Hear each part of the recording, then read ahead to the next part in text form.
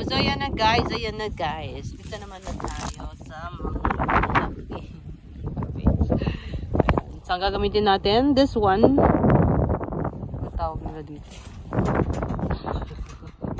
Basta. So ayan. Ito ang gagamitin natin sa araw na ito.